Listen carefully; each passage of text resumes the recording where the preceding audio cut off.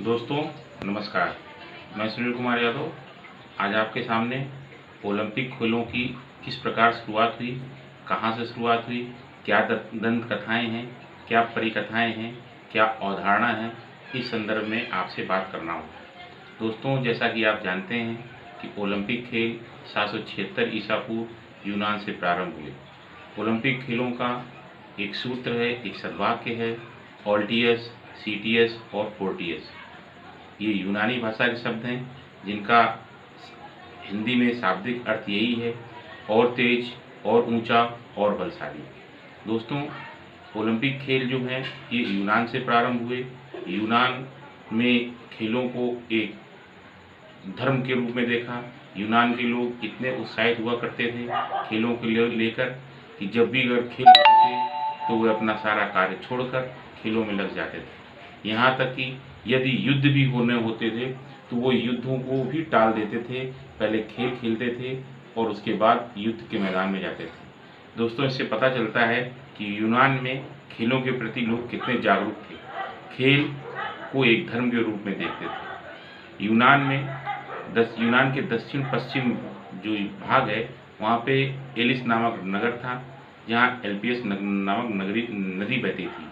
ये नदी यूनान की जीवनदायिनी नदी कहते थे इसको, और यह नदी कई पहाड़ों, घाटियों, सुंदर घाटियों के बीच से होकर बहती थी, और वहाँ पे घास के मैदान हुआ करते थे, और वहाँ पर एक पहाड़ी थी ओलंपिया। इसी घास के मैदान में ओलंपिक खेलों का आयोजन होता था। दोस्तों, अब इसके बारे में कई दंत कथाएँ हैं कि ओलंपिक खेल कैसे प्रारंभ हुए। तो पहली जो कहानी आती है उसमें आती है राजा जीसस का प्रादुर्भाव।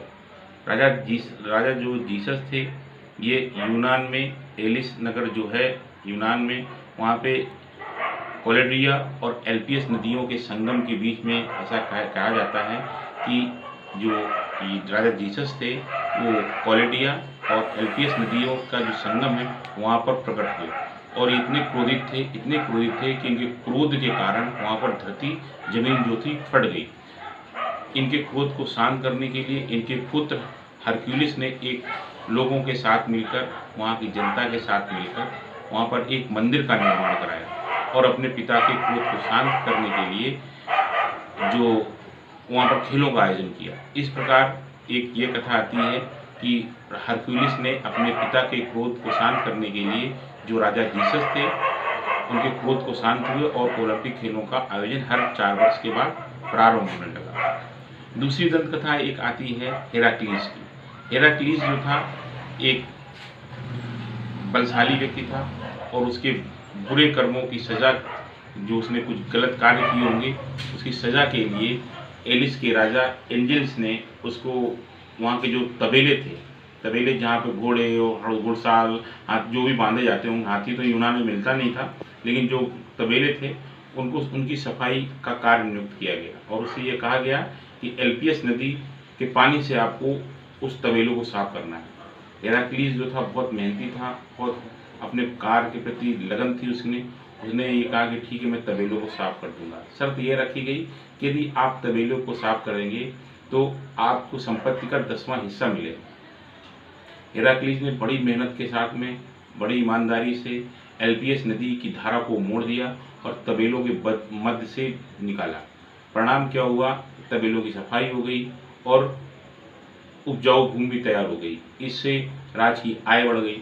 आय बढ़ते ही उसने अपनी संपत्ति का 10वां हिस्सा मांगा। परिणाम स्वरूप राजा एंजल्स ने उसको देने से मना कर दिया।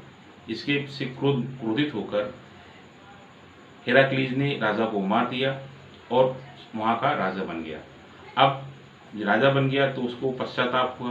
पश्चाताप होने के लिए उसने क्या किया कि ओलंपिक खेलों का आयोजन कराया, और प्रति 4 वर्ष में आयोजन कराने लगा। एक कथा ये आती है कि ओलंपिक खेलों का शुरुआत इस प्रकार हुई। तीसरी और सबसे रोचक कथा ये है कि ऑल्टमैन राजा जो था उसकी एक बहुत ही सुंदर कन्या थी, हिप्पोडार्मिया। वो राजा की पुत्री थी और वही एकमात्र संतान थी। वह अपनी पुत्री का विवाह एक ऐसे बलशाली, समझदार, चतुर युवक से करना चाहता था जो उस राज्य का उत्तराधिकारी भी बाद में बन सके। उसने घोषणा की कि जो भी मेरी बेटी का अपहरण बलपूर्वक अपहरण करके ले जाएगा और अगर वो पकड़ा नहीं गया तो मैं अपनी पुत्री का विवाह उसके साथ कर दूंगा। परिणाम स्वरूप राज्य के यूनान के कई युवकों ने अपना प्रयास किया। कहा जाता है कि 13 युवकों ने इस प्रयास में अपनी जान को गंवा दिया। फेलिक्स जो था उसने स्थिति को समझा। उसने सोचा चलो मैं अपना भाग्य एक बार आजमा कर देखता हूँ, कुछ ना होने से कुछ हो जाए तो ज़्यादा बढ़िया है। उसने क्या किया, वो राजा के पास गया। उसने वहाँ की स्थितियों का अवलोकन किया, सबको देखा, सबको समझा और इसी बीच में जो राजा का सारथी था उससे उसने अपनी व्यवहार बना लिया, मुलाकात की और उसको घूस दी कि जब मैं पुत्री का अपहरण करूं तो ऐसा कुछ करूं कि राजा हमारा पीछा न कर पाए। परिणाम स्वरूप एक दिन मौका पाकर उसने क्या किया, उसकी बेटी को का अपहरण कर लिया, हिप्पोडार्मिया का उसने अपहरण कर लिया। राजा जो था रथ पर सवार होकर उसका पीछा करने के लिए निकला, लेकिन सारथी को उसने घूस दे रखी थी। जो रथ का जो पहिया था वो निकल गया। निकलने के बाद राजा उसको नहीं पकड़ पाया। फेलिक्स उस लड़की को लेकर राज के बाहर निकल गया। अब शर्त के अनुसार राजा को अपनी पुत्री का विवाह फेलिक्स के साथ करना था।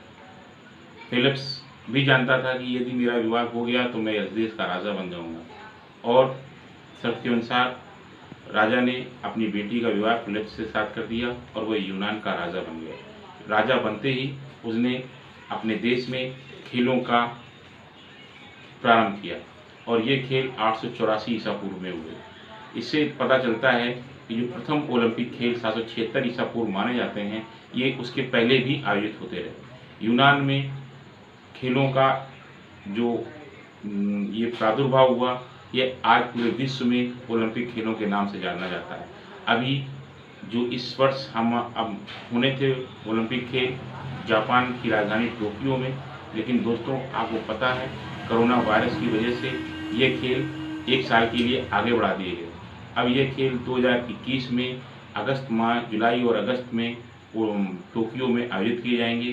दोस्तों वीडियो और इसकी कथाएं, जो दंत कथाएं हैं, जो परी कथाएं हैं, जो अवधारणाएं हैं, अगर आपको अच्छी लगे तो लाइक करिए, शेयर करिए, सब्सक्राइब करिए, दूसरों को भेजिए।